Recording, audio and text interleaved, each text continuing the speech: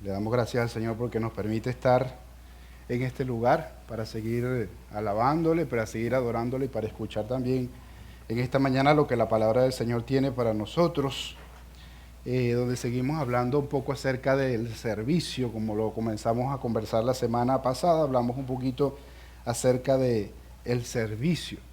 Y la palabra servicio puede tener varias implicaciones. A veces se usa esa palabra servir y se piensa en varias cosas. Servir puede utilizarse para algo que es útil, es decir, para algo que sirve. Simplemente es útil, sirve o no sirve, si está dañado, si no funciona. También servir a veces se utiliza para cosas que no todo el mundo quiere hacer. Entonces hay personas que están a cargo de ese servicio, de cosas que de pronto no todo el mundo le agrada hacer en algún momento específico.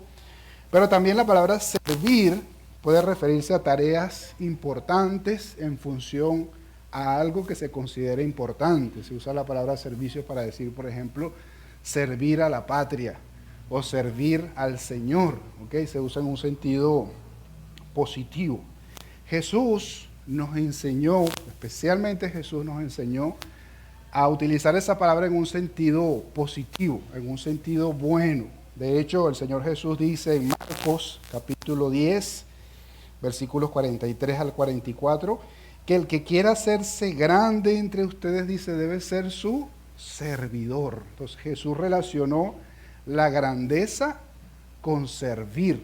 Lo importante del servicio en el sentido de que está conectado con la grandeza. Si ustedes quieren ser grandes, y dice al contrario de lo que comúnmente se cree o de lo que comúnmente se piensa, porque a veces se ve al servicio como otra categoría, como en otra posición, pero Jesús dice al contrario, el que quiera ser grande tiene que ser servidor, y el que quiera ser el primero tiene que ser esclavo de todos. Y el mismo Jesús dijo también que Él estuvo aquí en esta tierra para servir.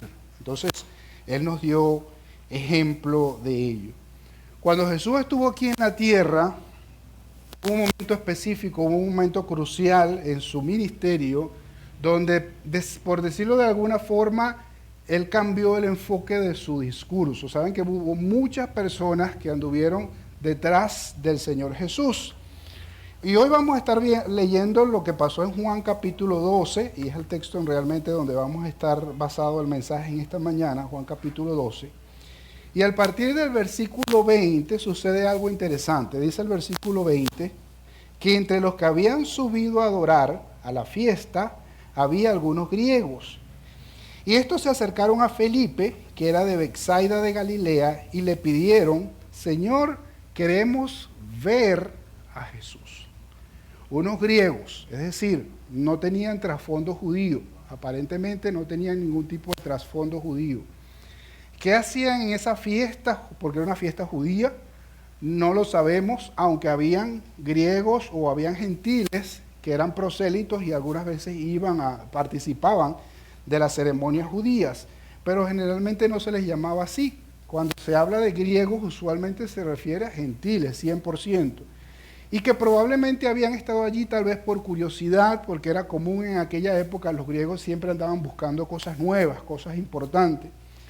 Y estos griegos habían escuchado hablar acerca de Jesús, se acercan a Felipe particularmente, o llama mucho la atención que Felipe era de los discípulos el que tenía el nombre que sonaba más griego, ¿okay? Porque Felipe viene del griego. Y se le acercan a él y le dicen: queremos ver a Jesús. Y eso nos lleva a pensar lo que les estaba mencionando hace un momento, que en el tiempo que estuvo Jesús aquí en la tierra, hubo, por decirlo de alguna forma también, diferentes tipos de personas o diferentes clasificaciones de personas que estuvieron relacionados con el Señor Jesús. En el taller que solemos dar de primera base en nuestra iglesia, lo explicamos con círculos, pero yo se lo voy a explicar aquí de otra manera. Estaban las multitudes, que usualmente eran todos aquellos que estaban alrededor de Jesús. ¿Saben? Varias historias de Jesús donde dice que había multitudes que lo escuchaban. Por ejemplo, en el Sermón del Monte, había multitudes cuando alimentó 4,000, cuando alimentó 5,000, había multitudes alrededor de él. Eran personas que querían verlo, que tal vez querían escucharlo. Algunos tal vez eran solamente curiosos porque era como el personaje de la época. Entonces estaban alrededor de Jesús. Esa es, vamos a decirlo, una categoría de personas. Habían otras personas que se acercaron a Jesús o tuvieron un encuentro con Jesús. ¿Cuáles son esas personas? Aquellas que de alguna manera se conectaron con Jesús. A veces se acercaron en busca de un milagro, en busca de sanidad, porque quisieron preguntarle algo, quisieron interactuar con Él. Y esas personas tuvieron una especie de encuentro con Jesús. Era un grupo más reducido, pero hubo varios de ellos. Lo interesante es que no todos ellos, es más, prácticamente la Biblia no nos dice casi nada de esas personas a quienes Jesús sanó, quienes Jesús le hizo un milagro, quienes vinieron a preguntarle cosas. La Biblia no nos dice casi nada acerca de ellos. Pero ¿de quién sí nos habla más la Biblia? De los que llamamos discípulos, que fueron los que decidieron empezar a seguirle. Tomaron una decisión de seguirle. No era, probablemente en algún momento fueron de las multitudes. Tal vez algunos tuvieron algún encuentro con Jesús, pero fue un grupo específico de personas que empezaron a seguirle. Y dentro de ese grupo de discípulos, que era amplio, que era grande, no eran solamente los 12, dentro de ese grupo, hubo un grupo también que pudiésemos llamar de discípulos comprometidos con el Señor Jesús, que fueron aquellos que se unieron al Señor Jesús, también le siguieron, pero estuvieron con Él prácticamente en cada momento de su ministerio. Y esas personas fueron a las que Él luego comisionó, con quien Él se reunió, con quien Él estuvo en el aposento alto, les dio la gran comisión, y esos fueron los que comenzaron la iglesia que vemos en el libro de Hechos.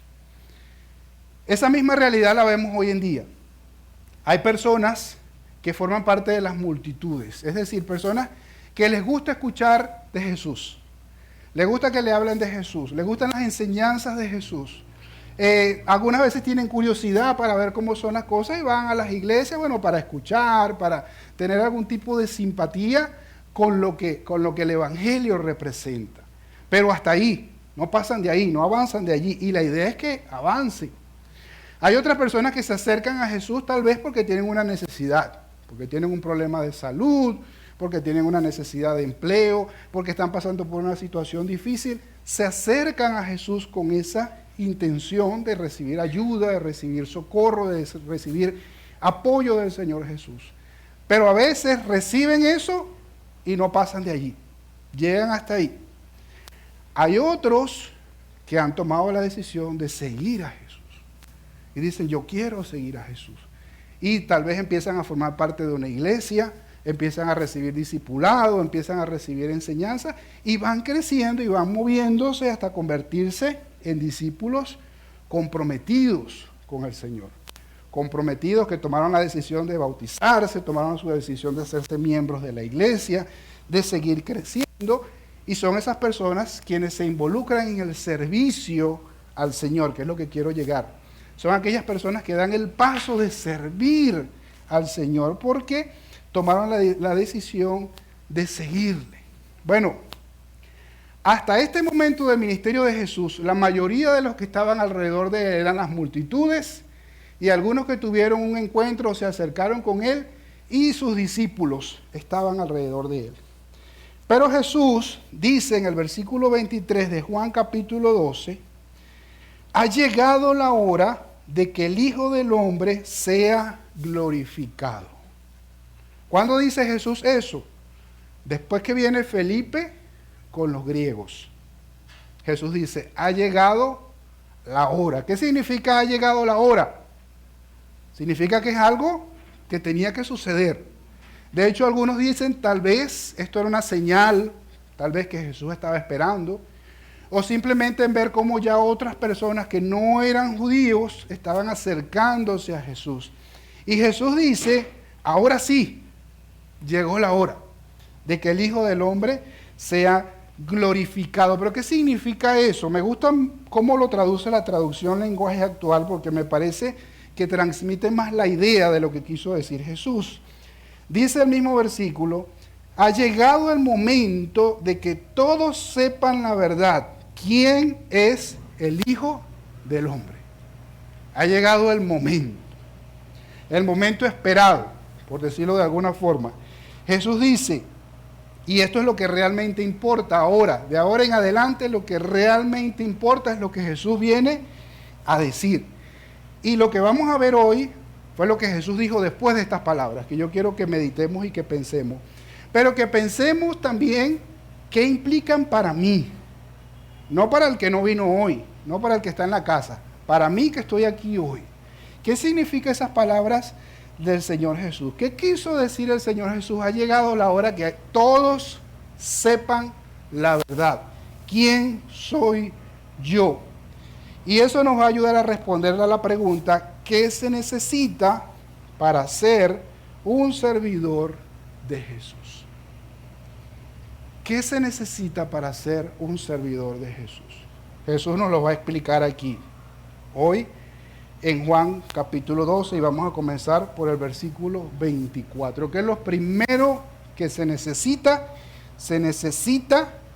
morir. Y esa no es la mejor noticia que quisiéramos escuchar, ¿verdad que no? De hecho, algunos se movieron de su silla cuando dije eso. Porque no nos gusta esa palabra, ¿verdad? Pero fue lo que Jesús dijo.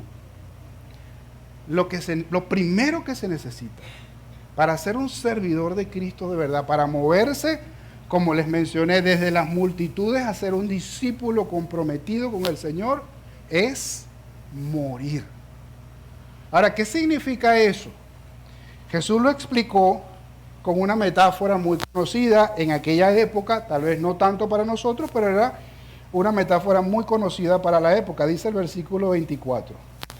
Les aseguro que si la semilla de trigo no cae en tierra y muere, se queda solo. Pero si muere, produce mucho fruto. Jesús utiliza la metáfora de una semilla. Todos conocemos lo que es una semilla, aunque específicamente está hablando aquí de la semilla de trigo. ¿Qué pasa si usted agarra una semilla y la guarda en algún sitio, en algún lugar? ¿Qué va a pasar con esa semilla? Va a pasar el tiempo y la va a conseguir igual. No va a pasar nada. Ahí se va a quedar. Si usted la guarda en un sitio, si usted la guarda en su escaparate, en una gaveta, puede venir con los años y va a encontrar lo mismo, una semilla. Pero hay algo que a veces no sabemos, es que dentro de esa semilla hay vida. Pero para que esa semilla germine, que es la palabra que nosotros conocemos, tiene que suceder algo. ¿Qué tiene que suceder? Sembrarla, pero ¿saben qué es lo que sucede literalmente? La semilla tiene que morir. La semilla tiene que morir. Leía una explicación de cómo es el proceso del germinado de una semilla, y especialmente de la semilla de trigo.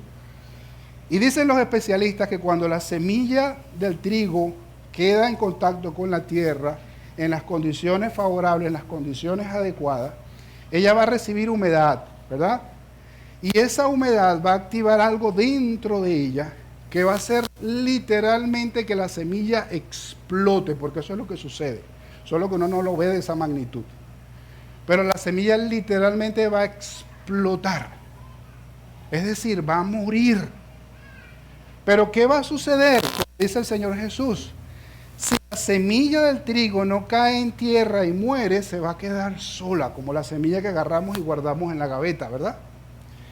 Pero si muere, es decir, si la ponemos en la tierra, esa semilla va a germinar y va a salir algo de allí, que es una nueva planta. Y Jesús utiliza esta figura retórica para explicar lo que significa servir al Señor. Algunos pueden pensar leyendo esto que Jesús se está refiriendo solamente a él mismo para explicar lo que iba a pasar con él cuando muriera en la cruz. Y ciertamente hay algo de cierto en eso. Hay algo de cierto en el hecho de que cuando los discípulos vieron lo que pasó con Jesús, que primero tuvo que morir en una cruz para después resucitar, esto cobró más sentido. Pero Jesús simple y llanamente nos está dando, bueno, simple y llanamente no, además de darnos salvación con su vida, con su resurrección, nos está dando un ejemplo para que entendamos de qué se trata servir a Cristo. Para poder servir a Cristo hay que morir primero. Y no es la primera vez que Jesús lo decía, lo dijo en Marcos capítulo 16, versículo 24. Dice, si alguien quiere ser mi discípulo, tiene que negarse a sí mismo y tomar su cruz. Ahí no aparece la palabra morir, ¿verdad? Pero es lo mismo, porque morir significa negarse a sí mismo. Es decir, renunciar a sí mismo, renunciar a sus propios intereses, a sus propios deseos, a lo que me gusta, a lo que me agrada. Tengo que renunciar a eso, pero no solamente una vez, no solamente ese día que me tocó recibir a Cristo y levanté la mano y dije, yo recibo a Cristo. No solamente eso, sino que dice también que tiene que tomar su cruz, dice el versículo más adelante, tomar su cruz, ¿cuándo? ¿Cuándo? Cada día. Eso lo dice Marcos 16, 24, ahí no está completo, pero usted lo puede ver en su Biblia. Tomar su cruz cada día, es decir, cada día yo tengo que estar dispuesto a morir para Cristo. De eso se trata. No es opcional. Jesús dijo, si alguien quiere ser mi discípulo, tiene que negarse a sí mismo y tomar su cruz cada día. No hay otra alternativa. En otras palabras, si usted no ha aprendido a negarse a sí mismo y a tomar su cruz cada día, usted todavía no sabe lo que es ser un discípulo de Jesús. Usted dirá, pastor, no lo digo yo, lo dice la Biblia. Para ser su discípulo hay que negarse a sí mismo y tomar la cruz cada día. Es romper con mi vida anterior. Para entenderlo un poquito más, Jesús sigue y nos muestra lo segundo que se necesita, aunque en realidad es básicamente lo mismo. Para ser un servidor del Señor, un servidor de Jesús, se necesita aborrecer esta vida. La cosa va mejorando todavía. Se necesita aborrecer esta vida. Para Jesús solamente hay dos opciones, y lo dice más claro en el versículo 25. El que ama su vida, ¿qué pasa? La pierde. En cambio, el que se aborrece su vida en este mundo, la conserva para la vida eterna. Y yo le voy a hacer una pregunta y no me la va a responder en voz alta. ¿Usted ama su vida? Pero el texto dice, el que ama su vida, la pierde. El que ama su vida, la pierde. ¿Qué quiere decir eso? ¿Qué quiso decir el Señor Jesús con eso? Jesús está utilizando un recurso literario del contraste que es muy común en sus enseñanzas y que solo Jesús lo puede decir. Por eso Jesús muchas veces dijo, o están conmigo o están en mi contra, porque no hay términos medios con el Señor Jesús. Él dice, hay dos opciones, o amar esta vida o aborrecer esta vida. Aborrecer no necesariamente quiere decir que yo voy a vivir la vida, ¡ay, me quiero morir! No. Aborrecer quiere decir que para mí tiene que ser más importante el Señor que esta vida que estoy viviendo.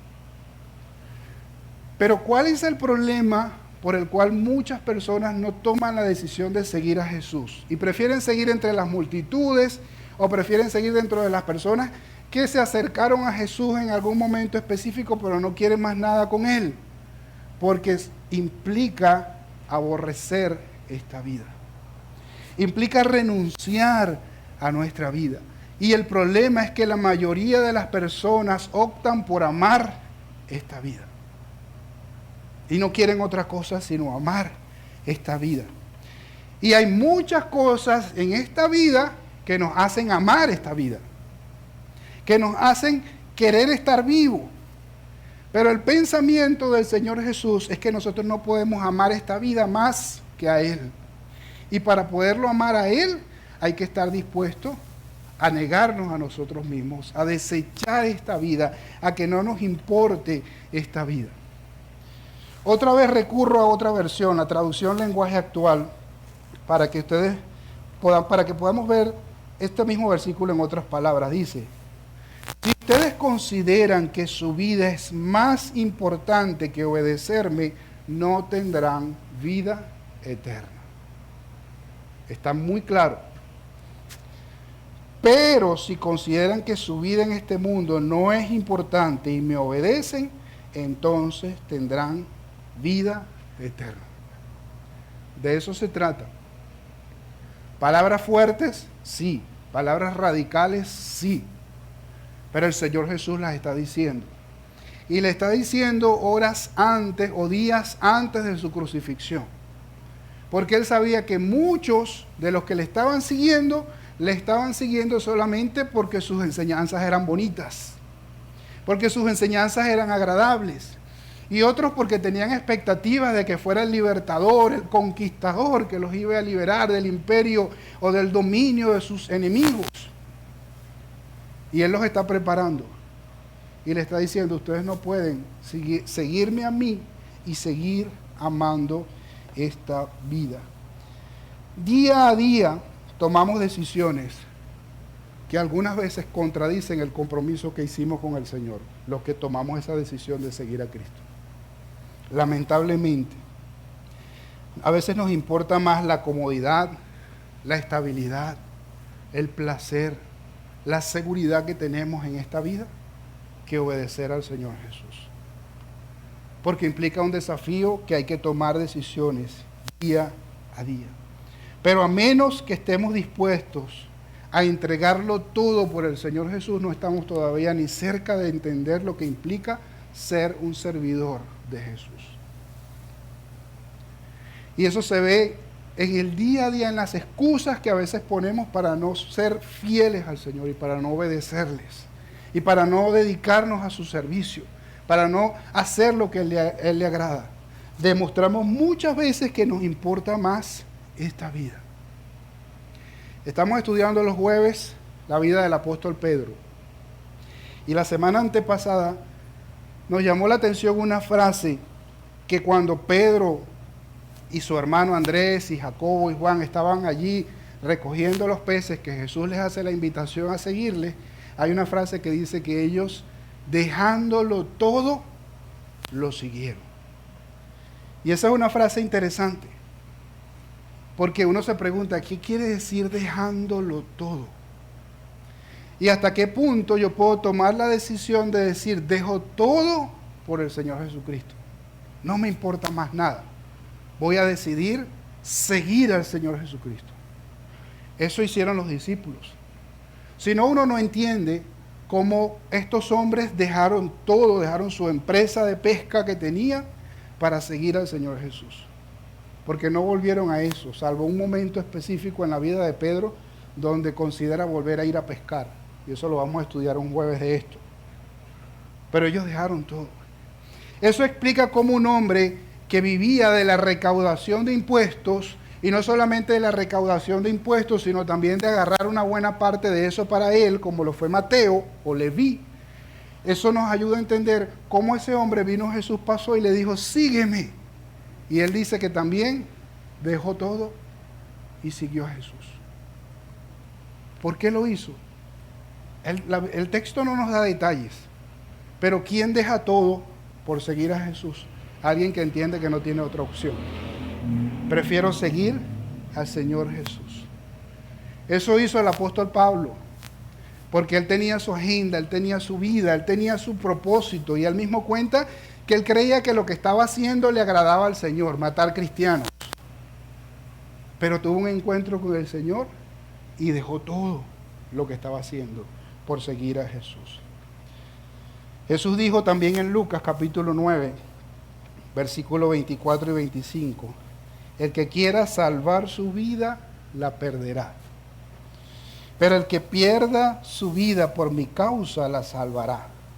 ¿De qué le sirve a uno ganar el mundo entero si se pierde o se destruye a sí mismo? Pero hay muchas personas que prefieren entre comillas, salvar su vida. Es que me gusta esta vida que estoy viviendo. Pero dice Jesús que el que quiera salvar su vida la va a terminar perdiendo. Pero el que la pierda por su causa, la va a salvar.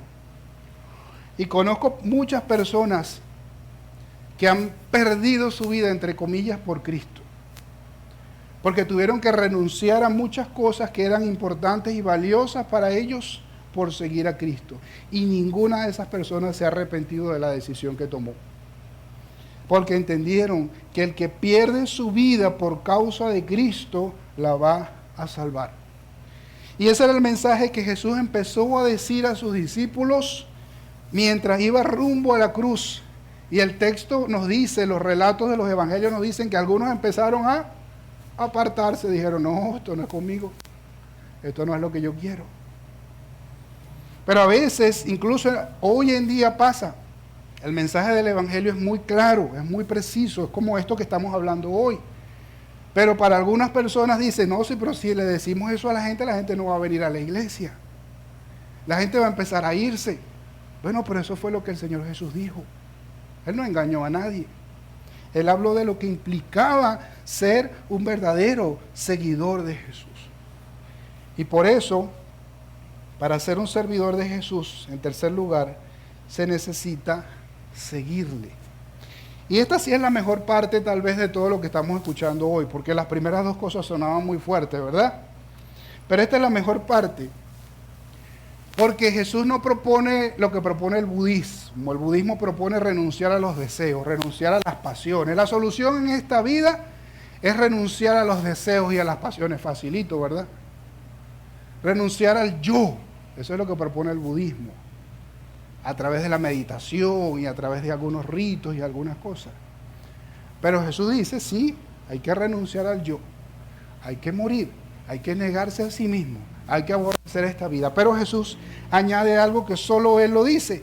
Y es que sigamos a Él. Le sigamos a Él. Versículo 26 dice, quien quiera servirme debe seguirme. Y donde yo esté, allí también estará mi siervo. Es decir, Jesús no me da una serie de ritos o de prácticas que yo tengo que hacer para morir. No, Él dice, sígueme. Es decir, yo voy contigo. Tú lo que tienes que hacer es seguirme. Él promete estar contigo.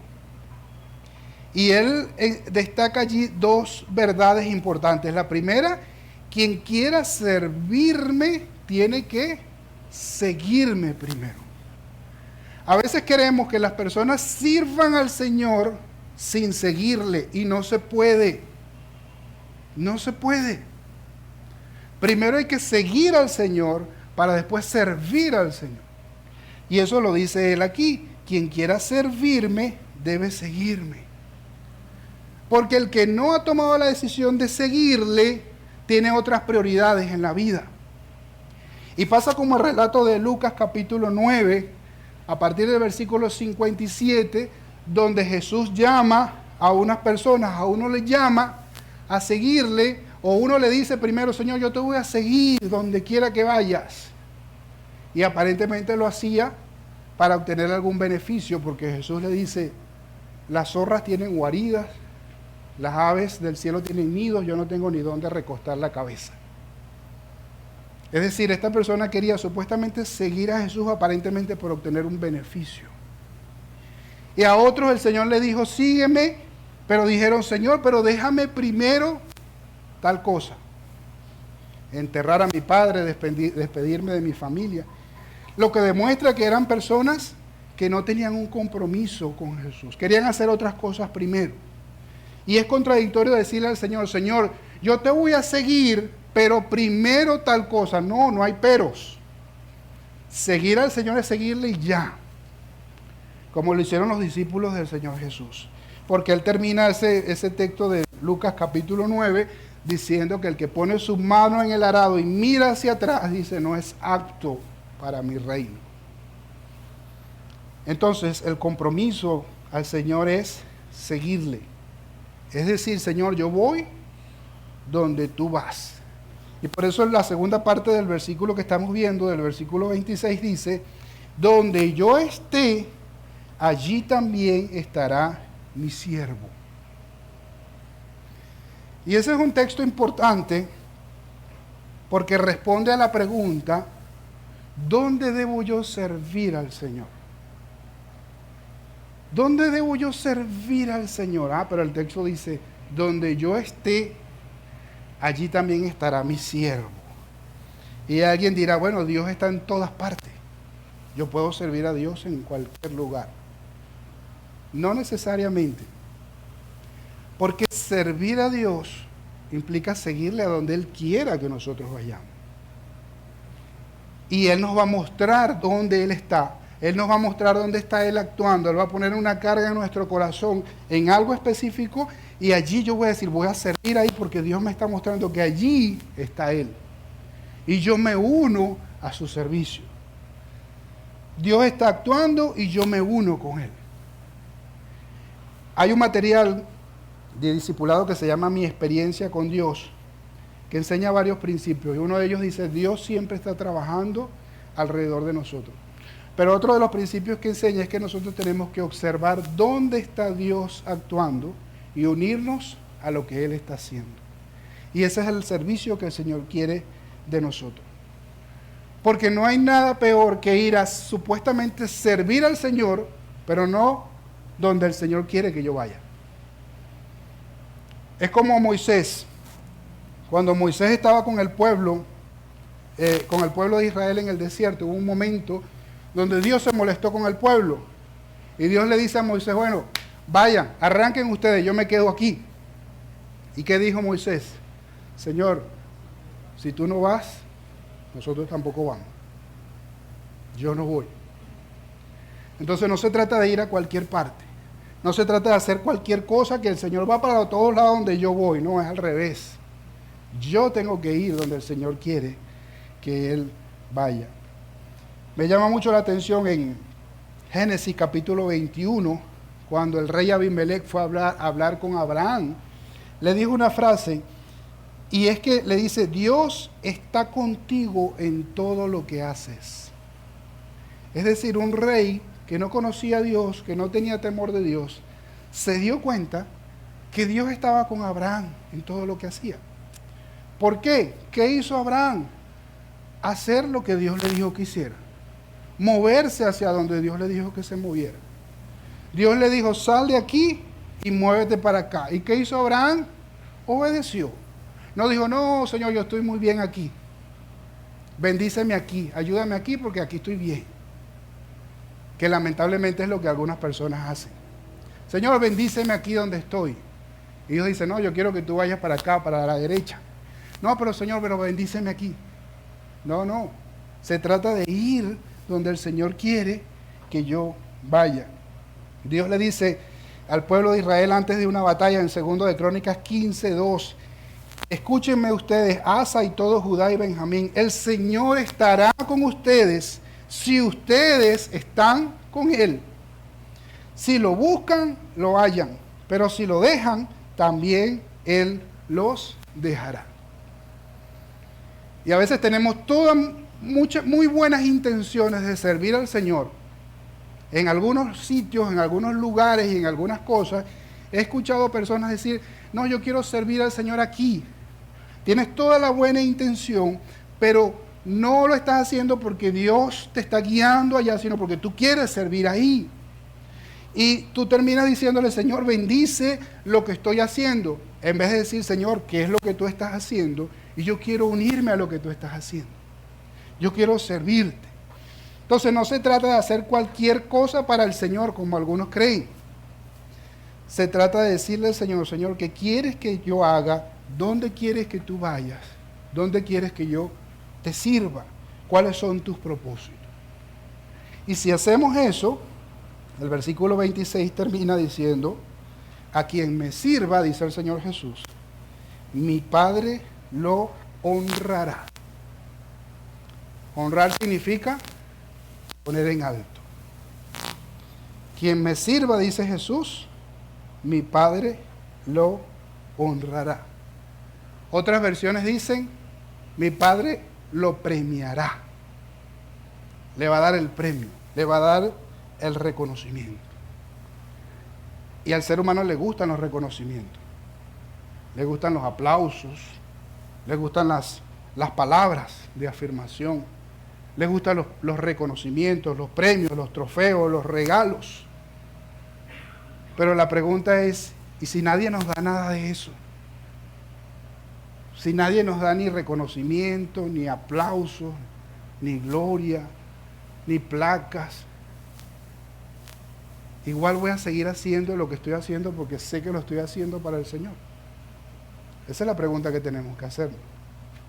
¿Qué pasaría si nadie reconoce lo que tú haces?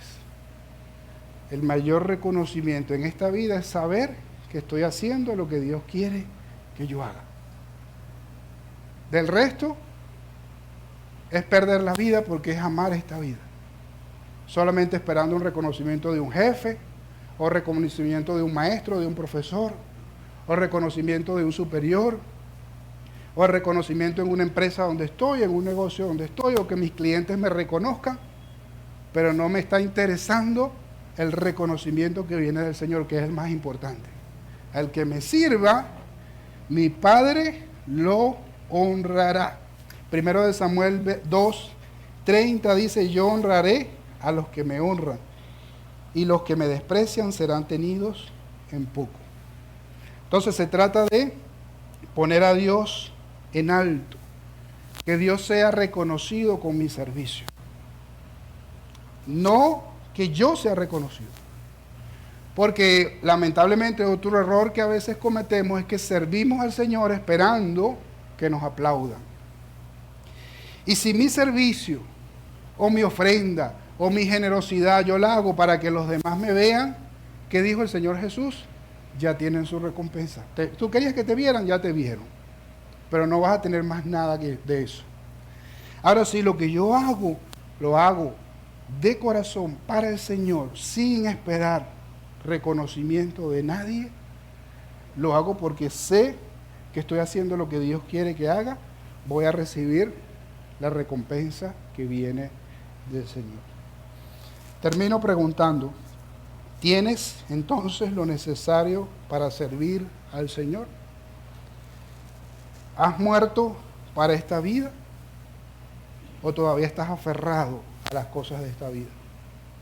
¿Todavía te importa tu seguridad, tu estabilidad? ¿Todavía te importan esas cosas que consideras que son importantes en esta vida? ¿Estás aborreciendo esta vida en contraste con amar más a esta vida en lugar de amar más al Señor Jesús? ¿Has dado el paso de seguir a Jesús? ¿Has dado el paso de identificarte con Él sin importar lo que digan los demás? ¿Quieres seguir tú a Jesús o quieres que Jesús te siga a ti todos los días? No hay cosa que le pueda dar más mayor sentido a lo que hagamos en esta vida que servir al Señor. Porque si no, al final de esta vida vamos a terminar agotados, cansados, después de haberle entregado todos nuestros años y esfuerzo a una empresa, a un negocio, a una comunidad, a un país, cansado, agotado, pero sin el reconocimiento del Señor, que es el que verdaderamente importa. Esto no necesariamente implica dejar todo y terminar siendo pastor o terminar siendo misionero, que es lo que algunos temen, que Dios le diga, bueno, deja todo y ahora tienes que ser pastor. No necesariamente, o irte a un monasterio y encerrarte allá para seguir al Señor 100%. No, implica seguirle día a día, con lo que haga, con lo que el Señor quiere que yo lo haga, pero apasionado con la obra de Cristo. Hace años conocí a una persona que todavía lo recuerdo como una persona apasionada contándome lo que iba a hacer. Acababa de tomar la decisión de dejar todos los negocios que tenían, que le estaban yendo muy bien. Acababa de tomar la decisión de mudarse de donde estaba a ir a un lugar que, por eso no doy más detalles acerca de él, porque está hoy en día en un país cerrado para el Evangelio. Pero él estaba emocionado. Él estaba apasionado contándome la decisión que había tomado. tuvo que vender su carro, tuvo que vender su casa para irse a servir al Señor allá con su familia. Y fue difícil, pero ahí está, sirviendo al Señor. Y lo decía con una pasión y con una alegría, que yo digo, ¿cuántas veces nosotros tomamos decisiones así radicales por servir al Señor y lo hacemos con la pasión y con la alegría que el Señor quiere que le sirvamos? Amén. Les invito a inclinar su rostro. Padre amado, te doy muchísimas gracias por tu amor, por tu misericordia, por tu bondad, pero también te doy gracias por tu franqueza, Señor. Cómo nos hablas sobre lo importante y todo lo que implica seguirte a ti y servirte a ti, Señor. Ayúdanos a aprender lo que significa morir cada día para ti. Ayúdanos a entender cada día lo que significa aborrecer esta vida más que amarte a ti, Señor. Ayúdanos a entender lo que significa estar crucificados juntamente contigo, como dice Gálatas 2:20. Ayúdanos a entender lo que significa seguirte y servirte de corazón. Ayúdanos, Señor, a que todo lo que hagamos día a día, no solamente aquí en la iglesia, lo que hacemos aquí en la iglesia, pero también lo que hagamos de lunes a sábado, te honre, te glorifique y lo hagamos con la misma alegría y con la misma pasión de saber que estamos sirviéndote a ti en donde tú quieres que estemos, Señor. Te pedimos que nos ayudes cada día a ir avanzando, a seguir siendo discípulos comprometidos contigo, Señor, y no ser simples espectadores de las multitudes o de aquellos que te siguieron porque querían algo de ti, Señor. Nos ponemos en tus manos y oramos en el nombre de Jesús. Amén. Dios me les bendiga.